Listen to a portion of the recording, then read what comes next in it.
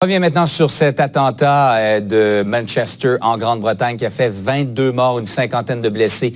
On connaît l'identité de deux des victimes. On va en parler dans quelques instants, là, faire le point avec Pierre-Olivier Zappa. Là, on parle d'une petite fille de 8 ans, d'une autre de 18 ans, de très jeunes personnes. Vous voyez la victime de 8 ans qui est allée assister au concert d'Ariana Grande et qui se sont fait surprendre après le concert, prendre au piège littéralement à la sortie de l'Arena. On en parle avec Claude Sarrazin des services d'enquête Circo. Bonjour, M. Sarrazin. Bonjour.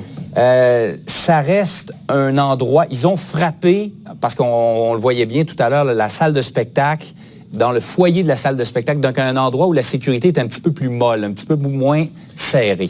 Oui, on revient toujours au soft target. Fait que donc, oui, effectivement, il y a une sécurité accrue pour rentrer dans la salle de spectacle, ce qui crée, entre autres choses, un point de friction. Fait que donc, on se ramasse avec une foule qui est quand même là. Et c'est le point de sortie également. Donc, on a concentré une grande partie des personnes qui quittaient les lieux vers cet endroit-là. Et c'est là qu'on a choisi de frapper. Parce qu'on est vraiment entre les deux installations. Là. On est vraiment à proximité de la salle et à proximité de la station. Il y a le lieu, mais il y a le moment également. On le comprend. Avant un spectacle, il y a beaucoup de sécurité. Pendant le spectacle et après le spectacle, on a peut-être tendance un peu à relâcher en se disant, bon, l'événement est terminé, les gens vont sortir, on s'assure que ça se passe bien. Là. Il y a peut-être un peu moins de sécurité. Là. Effectivement, exactement. C'est un moment qui est également... Dans le fond, eux autres, ce qu'ils recherchent, c'est une concentration de personnes. Ils recherchent une foule et ils cherchent à avoir un impact important. Fait que donc, ils ont appris également de leurs erreurs et là, on se rend compte qu'ils se concentrent vers la sortie, beaucoup plus facile, effectivement, à frapper, parce qu'on le sait, tous les événements publics de cette nature-là ont été durcis énormément, surtout en Europe. Là, depuis les derniers mois, là, il y a eu une augmentation de la sécurité. Dans ce cas-ci, on était limité sur ce qu'on pouvait faire vers l'intérieur, fait que donc, ils se sont retranchés vers la sortie des usagers. Mm-hmm.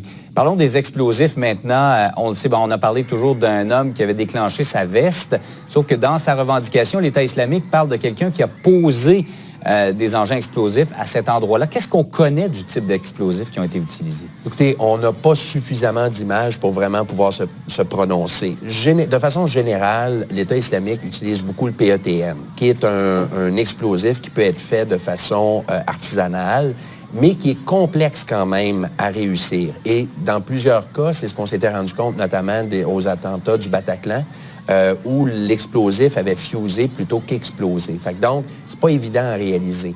Dans ce cas-ci, ce qu'on se rend compte, c'est que oui, effectivement, ils ont réalisé l'explosif correctement, ils ont les bonnes mixtures, les bons dosages, et ils l'ont positionné de façon efficace. Ce qui laisse entrevoir qu'il y a quelqu'un qui a fait une réflexion en arrière de ça, et on a des gens qui sont doués d'une certaine capacité technique. Ce qui fait en sorte que les policiers sont vraiment sur le pied d'alerte pour retracer les contacts que ces personnes ont. Ah oui, c'est ça.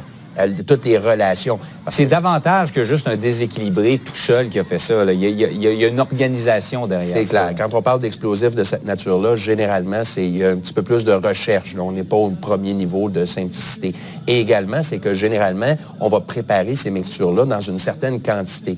Là, il n'y a pas une très, très grande quantité d'explosifs qui a été utilisée pour cet attentat-là. Peu importe la raison, c'est probablement d'un point de vue opérationnel, mais il y a fort probablement une bonne quantité d'explosifs qui restent en dormance en quelque part en Grande-Bretagne. Et ça, c'est effrayant. Et on ajoute, évidemment, à l'horreur, en ajoutant à ça des clous, des boulons, tout ça pour maximiser le nombre de blessés. Exactement. L'utilisation du shrapnel, maintenant, est rendue standard dans ce type d'attentat-là. Mais le pire, en terminant, c'est que c'est à peu près impossible de prévenir ce type d'attentat-là comme il a été commis hier, là, de voir venir ça, à moins d'avoir des yeux sur chacune des personnes qui est soupçonnée. Là. Tout à fait. Et ce qui se produit, c'est que peu importe la mesure, disons qu'on rajoute une mesure de sécurité à l'entrée, par exemple, de la station, on va déplacer tout simplement le problème.